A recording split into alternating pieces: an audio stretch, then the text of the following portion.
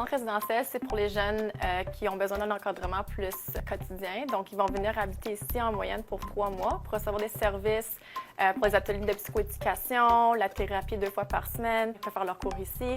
Puis, ils vont rester avec nous. On a en ce moment 5 chambres ici. Ça peut être jumelé, garçon-fille, pas de problème, des âges de 12 ans jusqu'à 22. Ça, c'est vraiment pour les cas les plus sévères. C'est ça, exactement. Oui. Ceux qui ont la difficulté à se détacher de la technologie par eux-mêmes. On vend ça un petit peu aux jeunes comme étant, on te donne un break. On donne un break à ton corps, à ta routine de vie. Puis vraiment, c'est leur donne la chance de développer une routine de vie quotidienne, saine. Est-ce qu'il y en a beaucoup? C'est en augmentation, vous diriez? On nous réfère des jeunes et des parents nous téléphonent alors que leur jeune est à l'école primaire. Les jeunes refusent d'aller à l'école, deviennent agressifs quand c'est temps d'aller à l'école, ne veulent pas laisser leur jeu. Et les parents sont désemparés. Est-ce que tu trouves que c'est un peu comme ça que ça se passe pour toi? Oui, mais je passe moins de temps avec ma famille. Ouais. Habituellement, quand les parents arrivent ici, c'est parce qu'ils sont déjà pas mal découragés. Ils ont déjà un sentiment qu'ils ne savent plus quoi faire avec leur jeune, puis ils sont vraiment aux prises avec une situation qu'ils ne sont plus capables de gérer. Là. Donc, on regarde vraiment qu'est-ce qui se passe au niveau scolaire. On regarde aussi au niveau familial, comment ça se passe dans la famille. Donc, les interactions familiales. Est-ce que le jeune fuit les interactions familiales?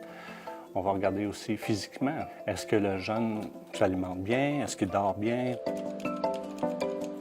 Il y a des jeunes qui vont dire qu'ils préfèrent jouer un autre 20 minutes sur leur jeu vidéo que prendre une douche. C'est une perte de temps. Qu'est-ce qui fait que c'est si difficile pour un jeune de se détacher des écrans, des jeux, de l'Internet?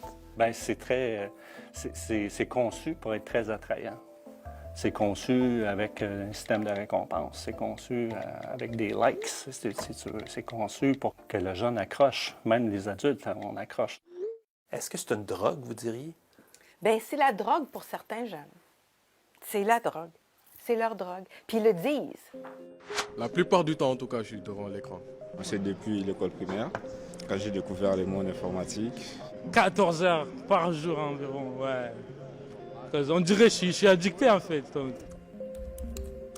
Comment vous gérez les écrans? Il y a une programmation que les jeunes doivent suivre, un certain montant donné quand c'est pour des buts plus éducatifs ou buts plus ludiques pour le divertissement. Donc, c'est quand même une programmation qui doit être respectée pour les aider à développer une utilisation plus contrôlée puis modérée.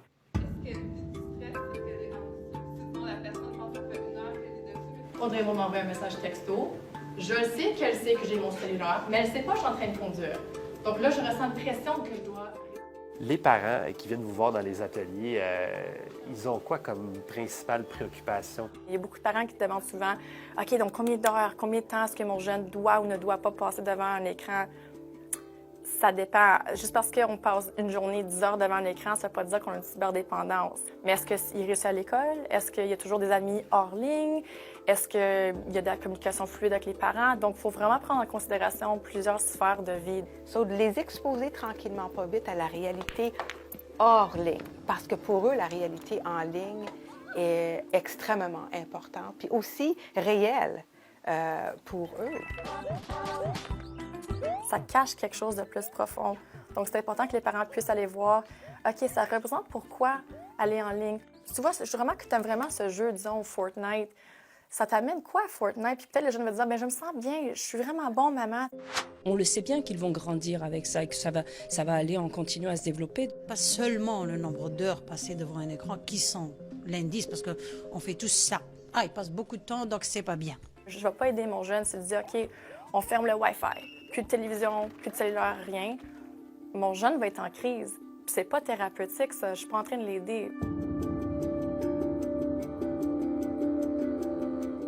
Puis ici, on a la cuisine. Puis quand je parlais de la vie équilibrée, tout ça, il y a un gros volet pour les montrer comment cuisiner de façon saine, santé. Est-ce que c'est difficile de venir à bout de ça, de cyberdépendance, étant donné que c'est partout la technologie? Là?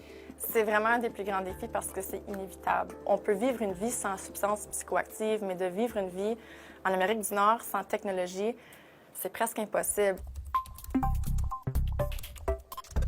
Vous voyez la différence entre le moment où le jeune entre et le moment où il Oui, sort dans oui. leur comportement? Vraiment, on ajuste toujours les programmes selon les besoins des jeunes. Puis lorsqu'ils sortent, on dirait qu'ils sont plus énergisés, ils ont retrouvé leur souffle, puis sont capables de vraiment retourner dans la vie avec plus d'outils, d'informations, puis de techniques thérapeutiques pour les aider à faire face à leurs obstacles de vie.